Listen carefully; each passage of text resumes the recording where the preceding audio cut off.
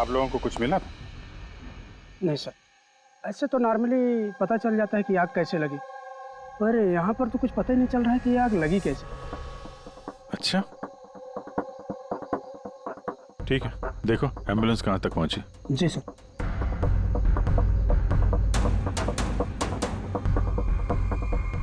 बहुत बुरी तरह से झुलस गया। कमाल है, कुछ पता ही नहीं चल रहा है कि आग कैसे लगी है।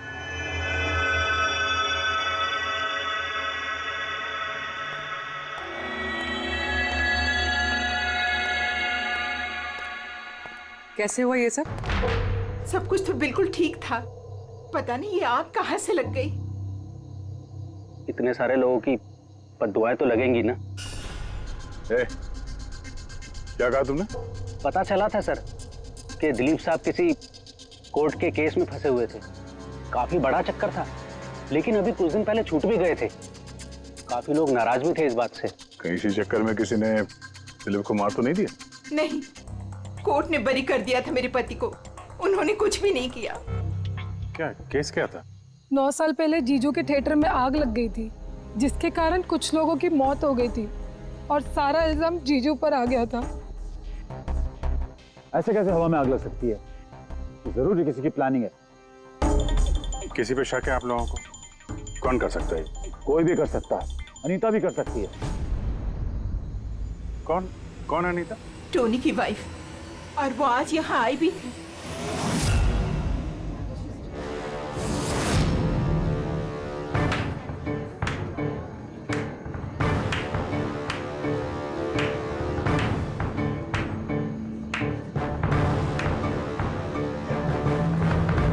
अनीता, दूसरों का घर बर्बाद करके अपने परिवार के साथ खुशियां मनाई जा रही हैं। वेरी गुड, वेरी गुड, वाह। लेकिन एक बात याद रखना, उन लोगों की तरह तुम भी तड़प तड़प के मरोगे। सिक्योरिटी! ए चुप! आवाज नीचे। निकालो उसको बाहर, निकालो! आउट! लगता है तुम दोनों अपने अंजाम से वाकिफ नहीं। तुम्हारा बुरा समय अब शुरू हो गया है, याद रखना। तूने जो किया है ना मेरे टोनी के साथ, याद रखना, इसके बाद तू नहीं बचेगा। सुना तूने? ले जा इसको। तू नहीं बचेगा, नर्क में चलेगा तू। अरे देख क्या रहा है, ले जा इसे। नर्क में चलेगा तू, तड़प तड़प के चलेगा, याद रखना। अरे जा।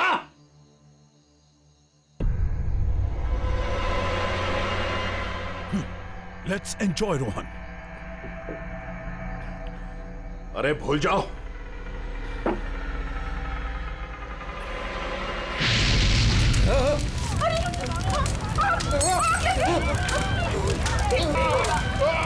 दिलीप और रोहन जिस केस में फंसे थे, उसी केस में कोर्ट ने टोनी को सजा दी थी।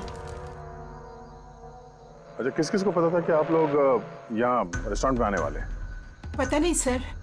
अच्छा, दिलीप जी के आने से पहले इस चेयर के आसपास किसी को देखा था क्या? किसी अनजान आदमी को? नहीं सर, किसी को नहीं देखा सर। ये टेबल किसने रिजर्व किया था? दिलीप जी का फोन आया था, कह रहे थे कि हमारे लिए टेबल रिजर्व रखो। हमेशा यहीं बैठते थे, इसी टेबल इसी चेयर पर, रेगुलर कस्टमर थे हमारे। किसी को पहले से पता था कि दिलीप यहाँ इसी टेबल पे बैठेगा? सर, कुर्सी के पास तो ऐसी कोई चीज नहीं है जिससे आग लग सकती हो। कमाल की मिस्ट्री है यार। सीसीटीवी कैमरा,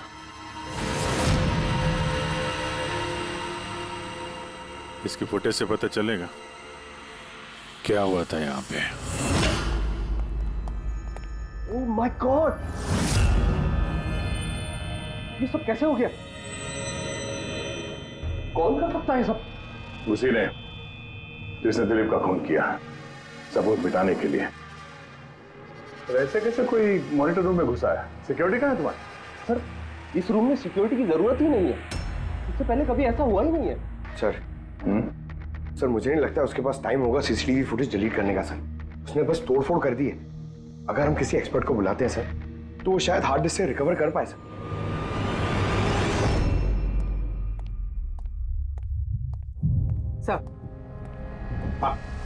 सर 9 साल पहले दिलीप और रोहन का एक थिएटर था जिसमें आग लग गई थी। एग्जिट और एंट्री डोर बंद होने की वजह से इस आग में 12 लोग जल के मर गए थे। विक्टिम्स की फैमिली ने केस किया तो इन्वेस्टिगेशन में पता चला कि उस वक्त एक गार्ड ड्यूटी पे था। हाँ, टोनी।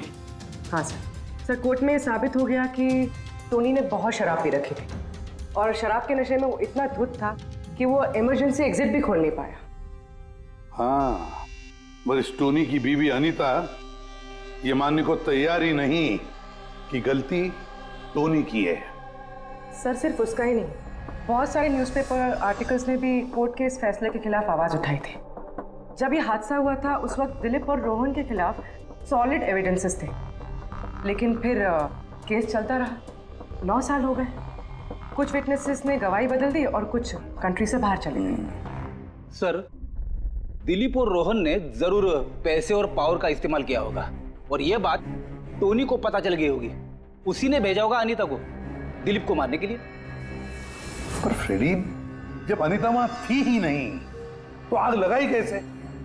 नहीं, सिक्योरिटी वालों ने तो उसे बाहर निकाला था रेस्टोरेंट में से। ऐसी कौन सी चीज है जो अचानक आग लग सकती है? सर शायद डॉक्टर सालुंके हमारी मदद कर सके, या फिर अनीता।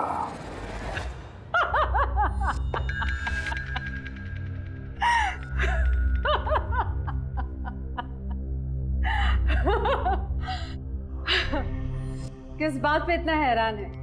मेरी हंसी पे? क्या दिलीप की मौत पे? दिलीप की मौत पे तुम इतना खुश क्यों हो रही हो? अब मैं खुश नहीं होंगी तो और कौन होगा? कल रात रेस्टोरेंट से निकलने के बाद तुम कहाँ गई थी? जेल, अपने पति से मिलने। वार्डन के पास सारे रिकॉर्ड हैं, आप चाहें तो चेक कर सकते हैं। वो तो हम करेंगे, और ये भी कि आखिर तुमने वो आग लगाई कैसे? कोई काला जादू किया तुमने? दिलीप को अचानक आग कैसे लग गई? काला जादू आता तो जरूर करती, पर मैं बहुत खुश हूं। ये दिलीप भी उसी तरह तड़प तड़प के मरा है जिस तरह 9 साल पहले वो बेकसूर लोग मरे थे, जिसकी सजा मेरा पति टोनी भुगत रहा है। तुम ये कैसे कह सकती हो कि टोनी की गलती नहीं थी? तुम तो वहां थी नहीं। मैं वहां नहीं थी, लेकिन टोनी यहाँ था। उस दिन उसकी तबीयत खराब थी। उसने अपने मालिकों से, रोहन और दिलीप से कहा, वो जल्दी घर आ गया आग लगने से पहले। गलती उन दोनों की थी। अरे पुराना दरवाजा ठीक ही नहीं करवाया, जिसके कारण वहां आग में वो लोग झुलस के रह गए। मेरे पति की गलती नहीं थी, उन दोनों की थी। तो बहुत गुस्सा आया होगा ना तुम्हें? दोनों को मारने का भी मन किया होगा? 12 लोग मरे हैं वहां। मुझसे कहीं ज्यादा गुस्सा उन लोगों के परिवार वालों को आया होगा, पर वो बहुत खुश होंगे अब दिलीप की मौत की खबर सुनके। बहुत खुश होंगे। वो लोग और भी खुश हो जाएंगे जब रोहन चल के मरेगा।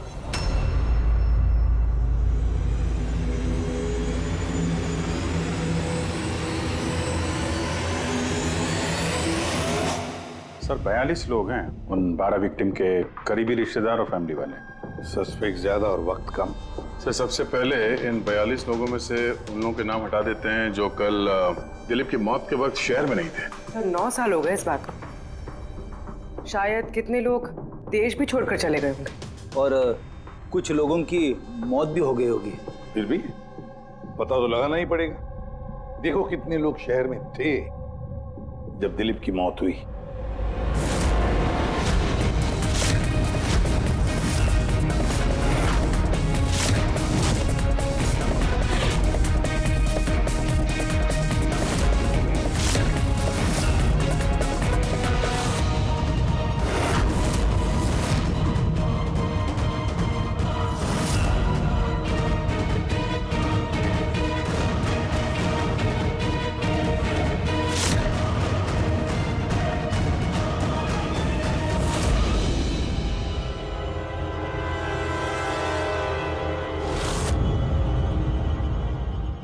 हाँ पंकज, कितने बजे?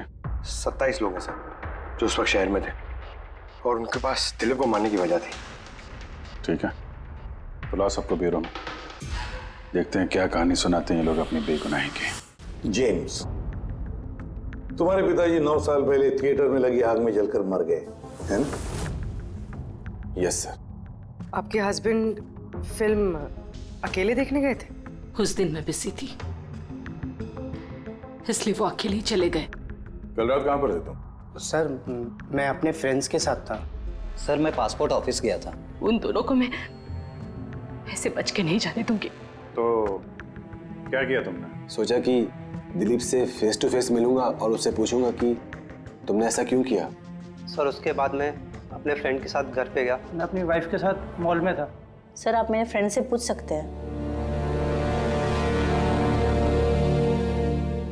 सर मैं उससे मिलता तो रेस्टोरेंट तक जिंदा नहीं पहुंच पाता। दिलीप को उसके किए की सजा मिल गई। मुझे मालूम चला रेस्टोरेंट से कि दिलीप के साथ क्या हुआ तो दिल को सुकून मिला सर। अब बचा रोहन, उसको भी उसके किए की सजा जरूर मिलेगी। अब इन 27 लोगों में से उन लोगों के नाम रहने दो जो घुमा फिरा के जवाब दे रहे थे और जिन्होंने अपने जवाब पहले से ही तैयार करके रखे थे।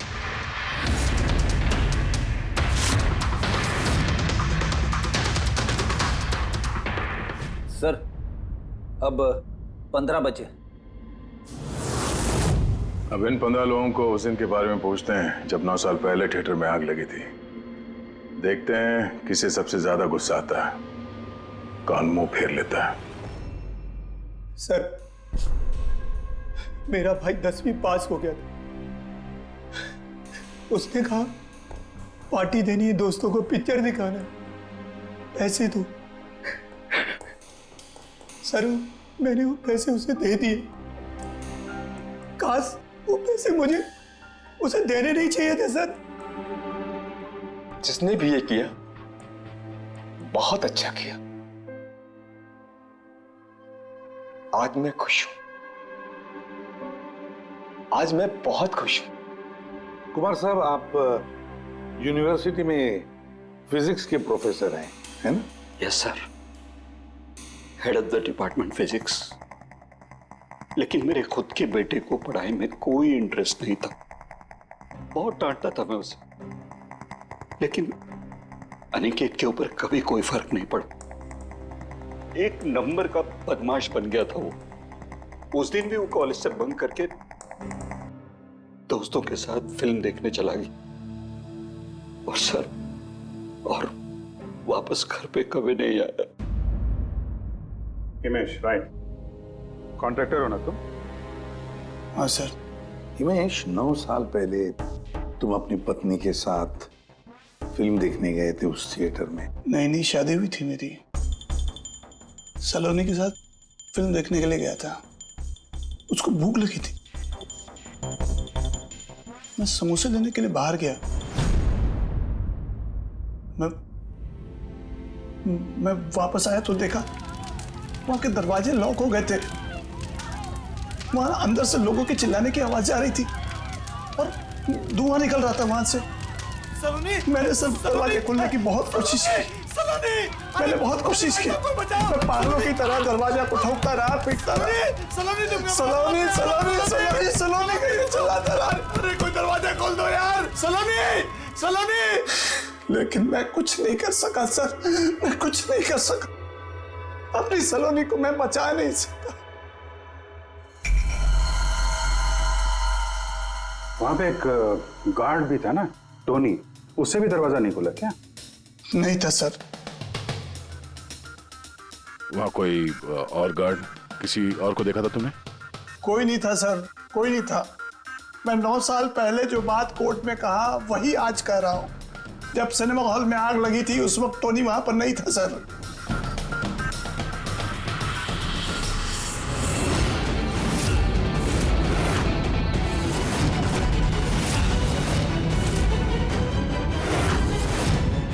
सर ये हैं हमारे फाइनल 15 सस्पेक्ट जो दिलीप को मार सकते हैं। सो कॉप्स कह रहे थे कि फायरमैन को भी पता नहीं चला कि आग का एग्जैक्टली सोर्स क्या था। उन लोगों को तो जनरली ढूंढ कर पता चल जाता है। कि वहां पर ऐसी कौन सी चीज थी जो तुरंत आग पकड़ती है, लेकिन उन्हें पता नहीं चला। उन्हें पता नहीं चला। उन्हें इसलिए पता नहीं चला क्योंकि उस चीज की ना तो कोई खुशबू थी ना कोई रंग था। Exactly sir. मतलब अगर लिक्विड होता ना तो इस दिलीप को पता चलता जब वो चेयर पे बैठता, उसे फील होता। और अगर पाउडर होता तो हमें टेस्टिंग में पता चल जाता। इसका मतलब ये तो गैस। इसका मतलब ये गैस है। गैस? तो इसीलिए उस फायरमैन को पता नहीं चला कि किस चीज से आग लगी है। इनफ्लेमेबल गैस बॉस, जिसे सिर्फ एक स्पार्क की जरूरत होती है आग पकड़ने के लिए। अच्छा, मुझे एक बात समझ में नहीं आ रही है। दिलीप इस कुर्सी पर बैठा था, तो गैस कुर्सी पर आई कहां से? कुर्सी से ही। क्या? कुर्सी से?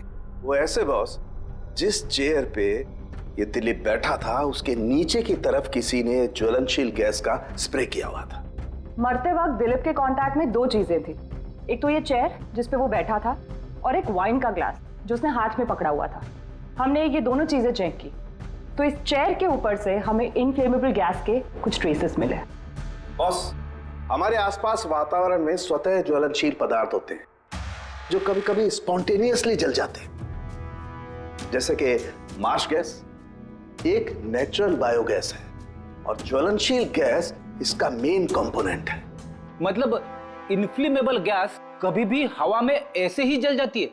नहीं फ्रेडी, अपने आप नहीं। जब वातावरण में बहुत ज्यादा गर्मी पैदा हो जाती है और वो वातावरण की ऑक्सीजन के साथ मिल जाती है तो एक सुपर हाई टेम्परेचर का निर्माण होता है, जिसकी वजह से ये आग लगती है। लेकिन सालू के साहब, वहां तो ऐसे कोई हाई टेम्परेचर वाली चीज थी नहीं। एग्जैक्टली।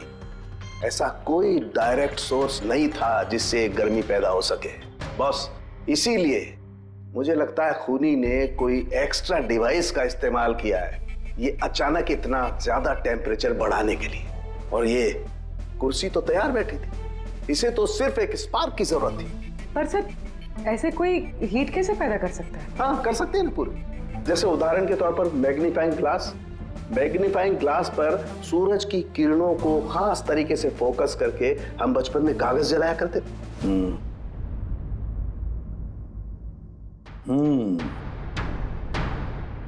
लगता है इस रेस्टोरेंट में फिर से जाना पड़ेगा। पता लगाना पड़ेगा किस चीज से आग लगी है।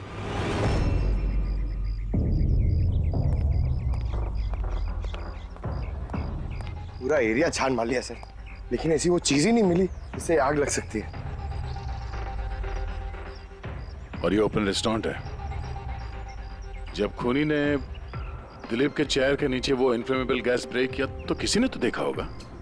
वही तो, चेयर में अपने आप आग लग गई और दिलीप चल के मर गया। किसी ने कुछ देखा नहीं और ना ही कोई सबूत हमारे सामने आ रहा है। सर,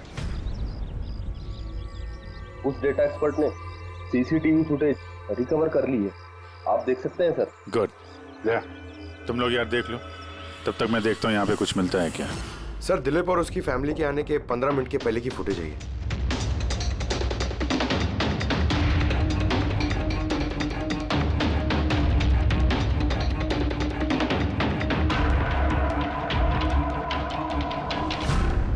ये कुर्सी चेंज कर रहा है। इसका कोई दूसरा एंगल है क्या? इसी टाइम का चेक कर। एक मिनट सर।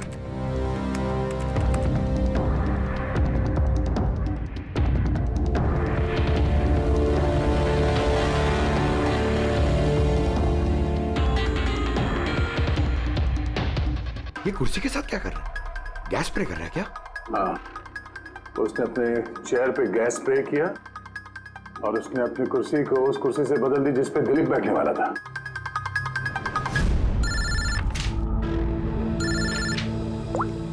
आ गया। अच्छा, ग्रेट, गुड वर्क है, गुड वर्क। क्या हो सर? जिसने भी दिलीप की कुर्सी के साथ छेड़खानी की ना, उसका पता चल गया है। वो एक आदमी है, उसका मिलता जुलता हुलिया भी मिला है। अब देखते हैं, जय भेजने वाला है फोटोग्राफ।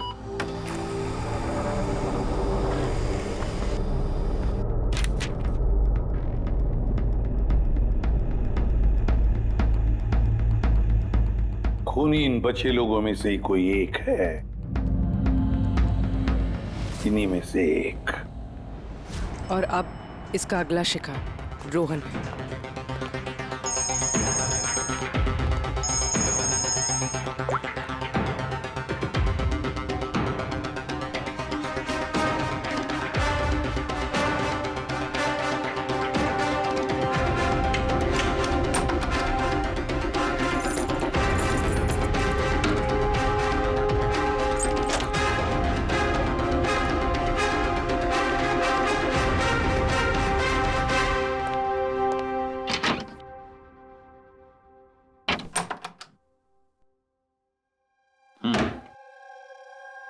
मुझे लगता है कोई मेरी और दिलीप की रिहाई से खुश नहीं है। मेरी जान को खतरा है यहाँ पर। I will talk to you later, bye. Sir everything is okay. All right, तुम यहीं पर रहना और किसी को भी अंदर मत आने देना। Be alert, okay? Okay sir.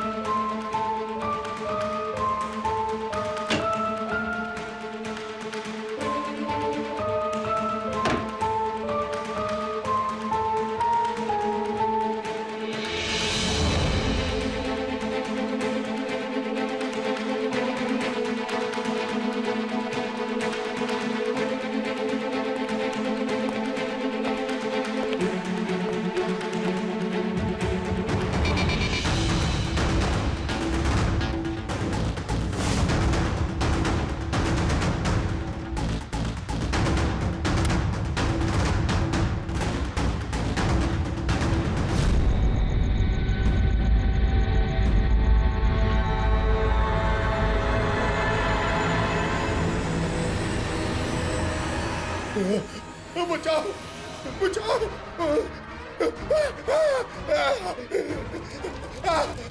बचाओ, पानी पानी, बचाओ बचाओ, कोई है? बचाओ,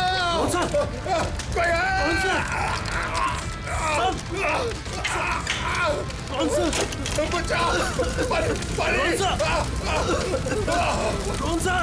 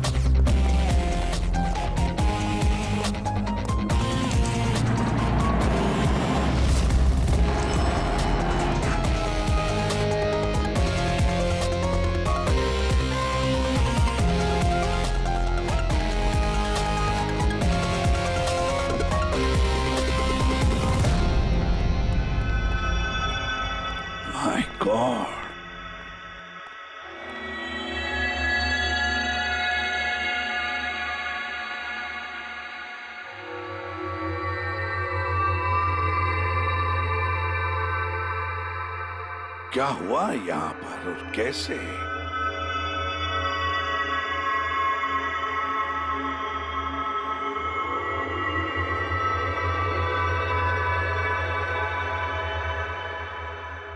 यहाँ पर भी और किसी किस्म की कोई स्मेल नहीं, सिवाय इस जली हुई लाश की बदबू के। यानी ये मर्डर भी इन्फ्लेमेबल गैस से हुआ है? शायद। ये सब हुआ कैसे? हाँ? सर मैं रोहन सर का बॉडीगार्ड हूं सर। अच्छा, तो फिर ये आप लोग कहाँ थे जब ये सब हुआ? सर रोहन सर ने मुझे बाहर निगरानी के लिए कहा था, तो थोड़ी देर के बाद सर उनके चिल्लाने की आवाज आई तो मैं उनके कमरे की तरफ भागा, लेकिन सर दरवाजे के चारों तरफ से धुआं देखा तो मैं दूसरी चाबी से दरवाजा खोल के अंदर गया तो देखा कि सर रोहन सर जले पड़े थे। आप लोगों को भी कुछ पता नहीं है?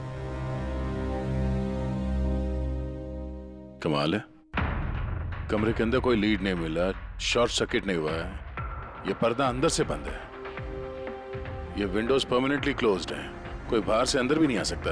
अब बाहर से अंदर कोई व्यू भी नहीं है, कोई देख नहीं सकता, तो फिर आदमी मरा कैसे? इससे लगी है आग बॉस।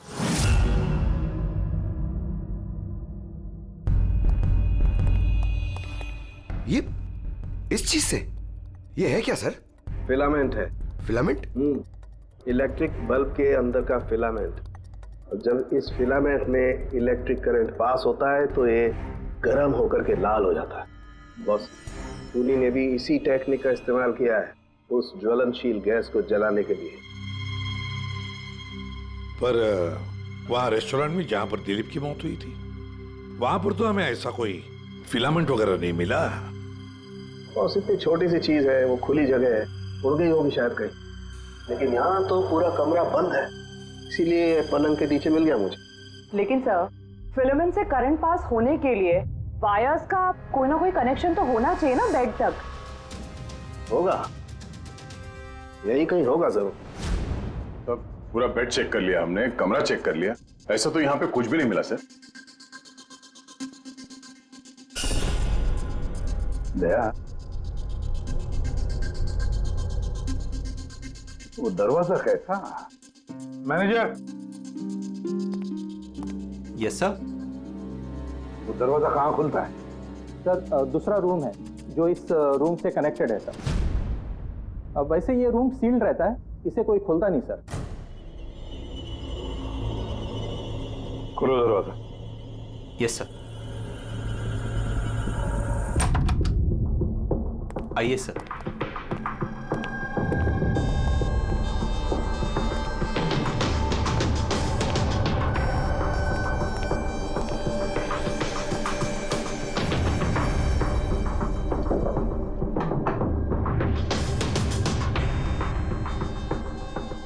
मैनेजर साहब, किसका कमरा है ये? कौन रहता है इस कमरे में? गेस्ट है कोई सर, डिटेल्स चेक करनी पड़ेगी। मंगाओ। Okay sir.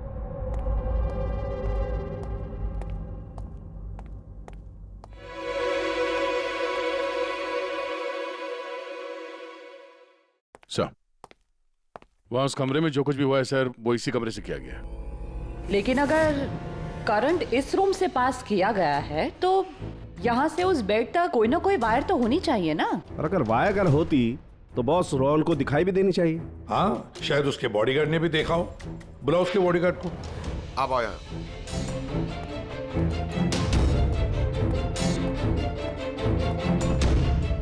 एक बात बताओ, जब तुम रोहन के कमरे में आए थे तब कोई वायर देखी? या इस दरवाजे से उस कमरे में जाते हुए कुछ भी? नहीं सर, रोहन सर के रूम के अंदर जाने से पहले मैंने रूम को पूरी तरह से चेक किया था सर, लेकिन वायर जैसी कोई चीज उस रूम में नहीं दिखाई दी। ठीक है, जाओ तुम।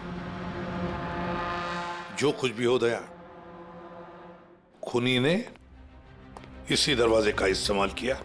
इस दरवाजे से वो रोहन के इस कमरे में आया, उसने बेड पर इन्फ्लेमेबल गैस स्प्रे किया और किसी भी तरह से फिलामेंट को करंट दे दिया। बस फिलामेंट गर्म हो गई और इन्फ्लेमेबल गैस ने आग पकड़ ली, रोहन की मौत हो गई।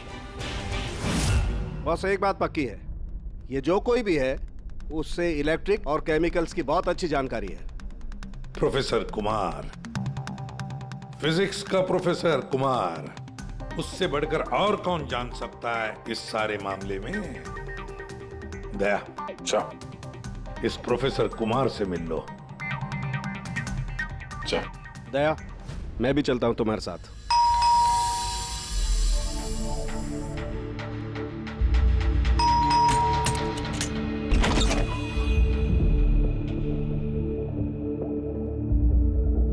प्रोफेसर कुमार है घर पे?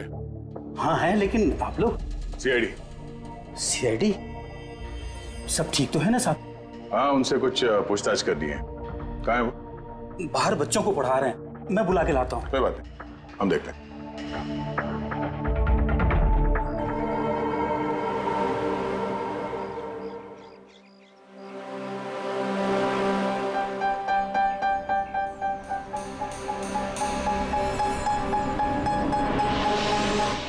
मिस्टर कुमार, हमें आपसे कुछ पूछताछ करनी है। पूछिए, क्या पूछना है? इसे पहचानते हैं आप? ये तो फिलामेंट है। गुड, सही पहचाना आपने। आपको पता ही है फिलामेंट हमें कहाँ से मिला? ये तो आप ही को पता होगा कहाँ से मिला आपको। रोहन के बेड के नीचे से। कल रात उसी बेड पे रोहन जल के मर गया। व्हाट? रोहन की भी डेथ हो गई? कल रात आप कहाँ पर थे? रात 9 से लेकर सुबह 3 बजे तक। आप मुझ पर शक कर रहे हैं? ये हमारे सवाल का जवाब नहीं हुआ मिस्टर कुमार। कल मैं पूरा दिन और पूरी रात घर पे ही था। कोई गवाह? जी हाँ, मेरा नौकर रामू और विकास। Please come here.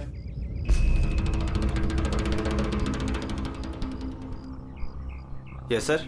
इन्हें बताओ मैं कल कहाँ था। सर हमारे एक्स्ट्रा क्लासेस ले रहे थे यहीं पे सर। कितने बजे से कितने बजे तक? सर शाम के 6 बजे से सुबह के 5:30 बजे तक। सर हमारे एग्जाम आने वाले हैं ना, तो हमने इस सर को रिक्वेस्ट किया था एक्स्ट्रा क्लासेस लेने के लिए। ठीक है सर, तुम जाओ बेटा। सर मेरे 5 स्टूडेंट्स और भी हैं जो कल सुबह 9 बजे से लेकर 5:30 बजे तक हमारे साथ थे। कहें तो उनको बुला लूं? ठीक है। अब मैं जा सकता हूं सर, बच्चों को पढ़ाना है। Please please. Thank you.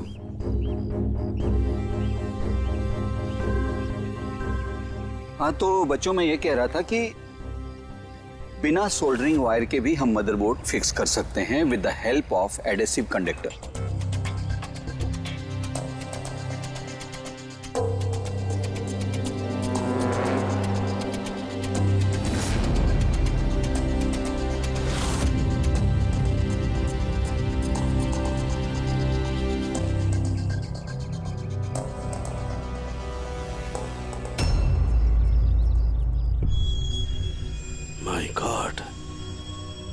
My God यार, ये क्या बात? क्या?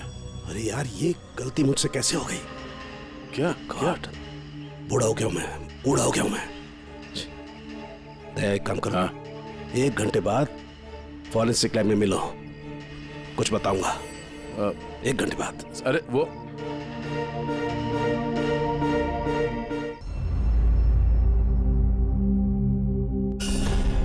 लो बस, एक काम करो, इस स्विच से इन बल्ब्स को जलाओ। इस स्विच से? इस स्विच से? हाँ, इस स्विच से। यार ना कोई कनेक्शन है, कुछ है, कैसे जलेंगे ये? तुम सवाल मत किया करो, कभी कभी मेरी बात भी मान लिया करो यार। कभी कभी। ये ले। क्या सर, ये तो कुछ हुआ भी नहीं। होगा होगा। अरे क्या होगा? होगा ही नहीं। अरे होगा यार, बिलीव नहीं होगा। 1 मिनट। क्या इसकी तबीयत ठीक है ना? हाँ? तो पता नहीं क्या हुआ है, वो जब से वो प्रोफेसर कुमार से मिलके आया ना, बस बल्ब के साथ ही खेले जा रहे हैं। बात बताओ, वो फिंगरप्रिंट्स का क्या रिपोर्ट आया? वही जो फिंगरप्रिंट्स उन्हें होटल वाले से लिए थे और रूम में उठाए थे। तो फिंगरप्रिंट तो बहुत सारे मिले, लेकिन सारे स्टाफ मेंबर्स के ही हैं, उसके अलावा और किसी के नहीं मिले।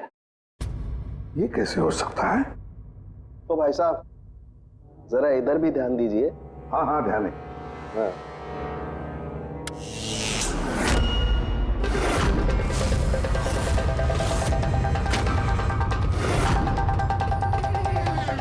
अरे सर, ये बल्ब जलने कैसे लगे? क्या बात है सालुंके साहब, बिना वायर के सारे बल्ब जला दिए। लेकिन सालुंके साहब, ये सब आपने किया कैसे? ठीक वैसे ही हुआ ये फ्रेडी, जैसे कि खूनी ने किया था उस दिलीप की कुर्सी पे और रोहन के बेड पे। जादूगर सालुंखे, जरा साफ साफ बताइए, आपने ये किया कैसे? करंट क्या हवा में से आया? हवा में से नहीं आया बॉस, करंट आया है इलेक्ट्रिक पेंट के जरिए। Electric paint? हाँ, इलेक्ट्रिक पेंट। दरअसल बिजली के जो तार होते हैं वो मेटल के होते हैं, और metal is a good conductor of electricity, इसीलिए करंट उनमें से पास होकर के जाता है। ठीक इसी तरीके से कुछ पेंट भी होते हैं जिन्हें हम इलेक्ट्रिक पेंट कहते हैं, और ये भी गुड कंडक्टर ऑफ इलेक्ट्रिसिटी होते हैं। इनमें से भी इलेक्ट्रिसिटी पास हो सकती है, और कमाल की बात यह है कि ये किसी भी कलर में मिल सकते हैं। जो आसानी से किसी भी बैकग्राउंड में मर्ज भी हो सकते हैं। ओह, इसीलिए हमें होटल रूम में और रेस्टोरेंट में कुछ दिखा नहीं सर। Exactly that. खूनी ने दरअसल होटल के कमरे का और रेस्टोरेंट के फ्लोर का दोनों का कलर इस कलर के साथ मैच किया, इसीलिए हमें दिखाई नहीं दिया। तो ये इलेक्ट्रिक करंट, आई मीन ये जो इलेक्ट्रिक पेंट है, ये आसानी से मिल जाता है? हाँ, मिल जाते हैं। दरअसल इलेक्ट्रिक सोल्डरिंग और रिपेयरिंग के काम में आते हैं, और इनकी सबसे बड़ी खासियत ये है कि ये आमतौर पर नंगी आंखों से दिखाई नहीं देते, सिर्फ इंफ्रारेड लाइट में ही ये दिखाई देते हैं। मैं दिखाता हूँ।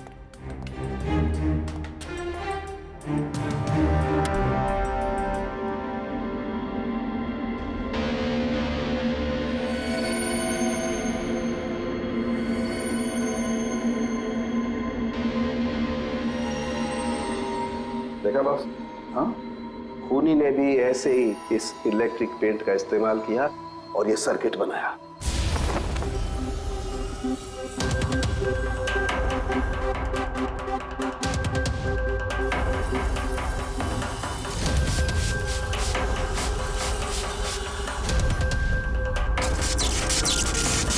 एक बात तो पक्की है, ये जो भी कोई है उसे इन सारी चीजों की पक्की जानकारी है। मगर सर, इनमें से खूनी कौन है? इस प्रोफेसर से तो मिल लिए सर, ये तो नहीं है। ये बंसी? बंसी तो एक क्लर्क है, और मुझे नहीं लगता कि एक क्लर्क को साइंस की इतनी जानकारी होगी। सर, इनमें से सबसे ज्यादा पढ़े लिखे तो ये प्रोफेसर ही लग रहे हैं।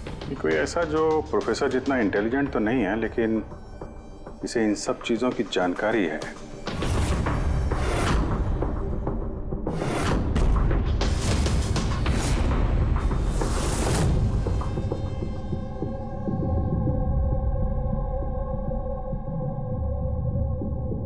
वो ये है अभिजीत, ये है वो। याद है क्या कहा था इसने, ये क्या काम करता?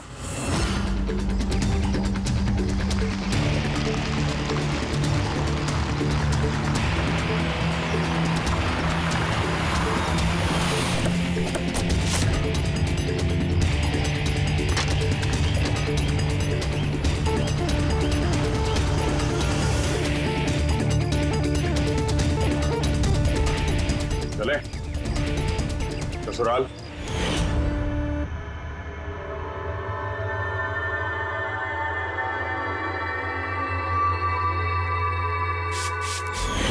दिलीप और रोहन पर केस हुआ था, लेकिन मुझे मालूम था अपने पैसे और पावर के दम पर वो छूट जाएंगे। लेकिन उनके पास पैसा था तो मेरे पास दिमाग। कई महीनों तक उनका पीछा किया, वो कहां जाते हैं, क्या करते हैं, किससे मिलते हैं, सब कुछ। आखिर मैंने दोनों को मारने की तरकीब ढूंढ ही निकाली, इलेक्ट्रिक पेंट्स और सर्किट्स के जरिए। ये दोनों के बारे में मुझे अच्छी खासी जानकारी थी। बस दे दी दोनों को सजा, दोनों को मार दिया जिंदा जलाकर, जैसे उन्होंने मेरी सलोनी को मारा था। हिमेश, तुम्हारी पत्नी के साथ जो कुछ भी हुआ उसका हम सबको अफसोस है, लेकिन दिलीप और रोहन को मारकर तुम्हें क्या मिला? क्या तुम्हारी पत्नी वापस आ गई? बदले की आग में तुमने 2 लोगों की जानें ली। कानून तुम्हें कभी माफ नहीं करेगा, तुम्हें कड़ी से कड़ी सजा होगी।